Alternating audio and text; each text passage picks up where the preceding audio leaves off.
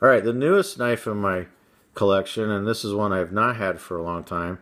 This is that 6-inch old Hickory butcher knife. I've piddled around a little bit with it, and I got to tell you, over one of these Moras or the Schrade, I would rather have this knife. This meets more of the criteria of a true bushcraft knife than any of these combined. And you can buy these brand new for $9. You throw in a $10 sheath that you can buy on Amazon. I think it's an aftermarket leather Marine Corps sheath. You have a really, really good bushcraft knife. So you cannot go wrong with one of these. Just excellent, excellent knife, especially for the price. My little neck knife. This is the SC Azula 2.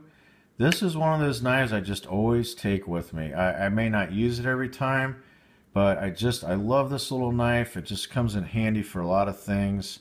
And you know, if I don't feel like carrying my bushcraft belt and all the knives and blades, and I just want to throw something around my neck on a short little scout, I'll just throw this around my neck.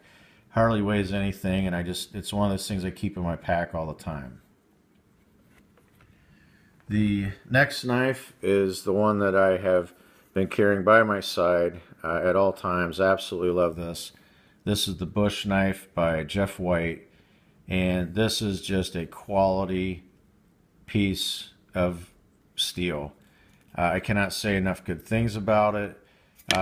Some people don't like this style knife. It's kind of like a butcher slash French trade knife, but for me it works great. It's the right size. You can do everything you need to do with this knife, and if nothing else, it looks really cool. So comes with a really nice sheath as well, and so I just can't say enough good things about this knife. Absolutely love it. Okay, so now that I've kind of gone through everything, here's what I carry in my bushcraft kit. Obviously I have this, all right, and that goes in my sheath. I carry my Baca Laplander saw on the belt kit, and you can look up my sheath option for that on one of my other videos that fits the Laplander saw. So I have those two items, and then I would have this as my backup blade, which would go in the backpack, and then my Azula 2 would also go in my backpack. You probably don't need this, but again, I like this knife, and so it goes everywhere I go. Now, for those of you that are new to this, or maybe you're trying to put all this together and make some sense of it, if you're on a budget, here's what I would recommend. There's a couple options here.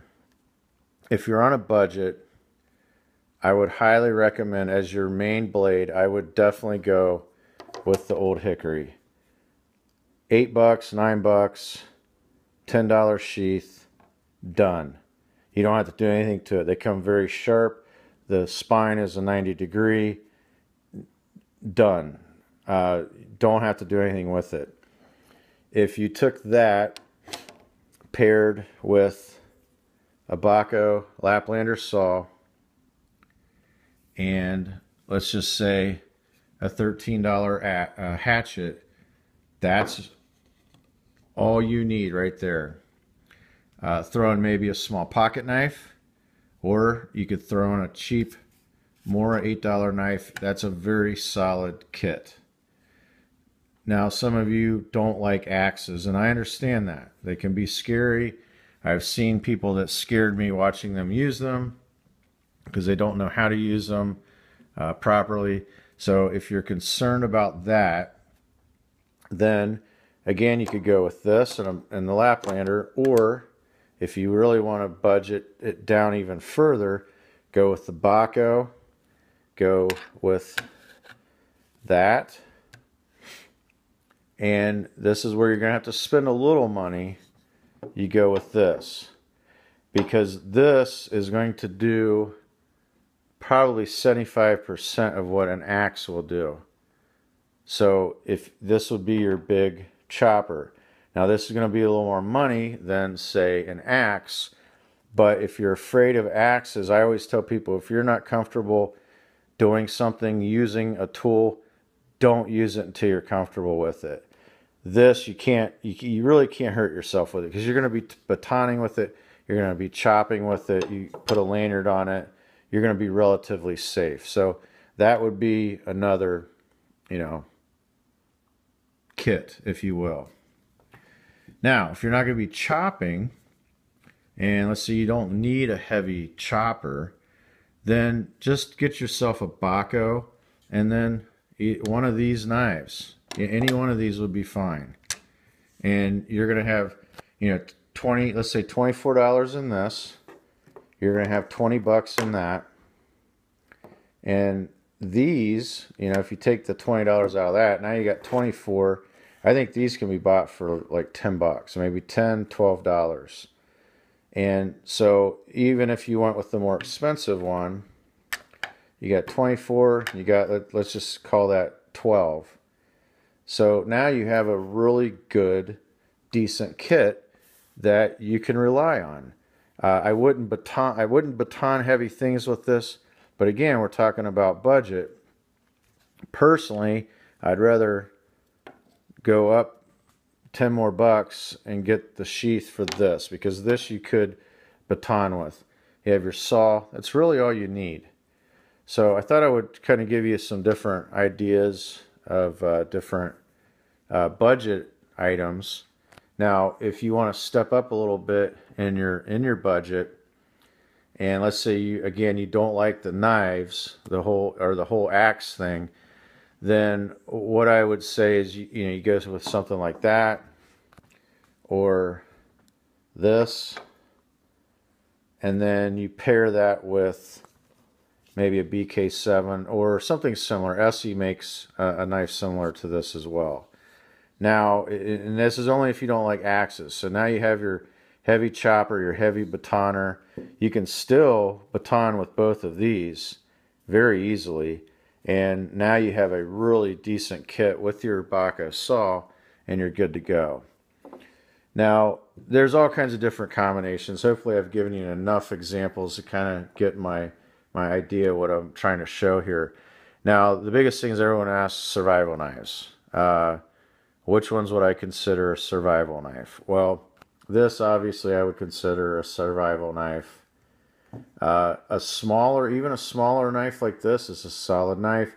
I would still say that's a survival knife, because I would absolutely stake my life on it. It's not going to be able to do as many things as that, but if that's all I had, I could definitely survive with that. The BK7 I would consider a survival knife. This I would consider a survival knife. And my number one, if you said you have one knife to pick out of all these and all the ones I have in my basement, and I only get one, without a doubt, and I know the comments are going to roll below, without a doubt it would be the BK2. There is no other knife that I'm aware of that is fashioned in this style. You can do small tasks with this. You could pry open a car door with it. You cannot hurt this knife. I have tried to hurt this knife. I've taken a sledgehammer, metal on metal, to this thing, batoning through oak that big around. I cannot hurt this knife. Even if you break the handles, it's full tang. It's a beefy piece of steel. Wrap some paracord around it or throw a glove on it. It's still a viable tool. So if you said the zombies are coming, pick a blade, it would be this one. Some people would say, well, why not this one? Well, it's because this one is just thick, stout, and you cannot hurt it. You're not going to break the tip. You're not going to bust it. I don't know what you would have to do other than heating this up and then putting it in some kind of hydraulic press to try and bend or break it. I don't know how you would destroy this knife. So that would be my go-to blade during a zombie apocalypse. I don't always carry that, obviously, because it's heavy.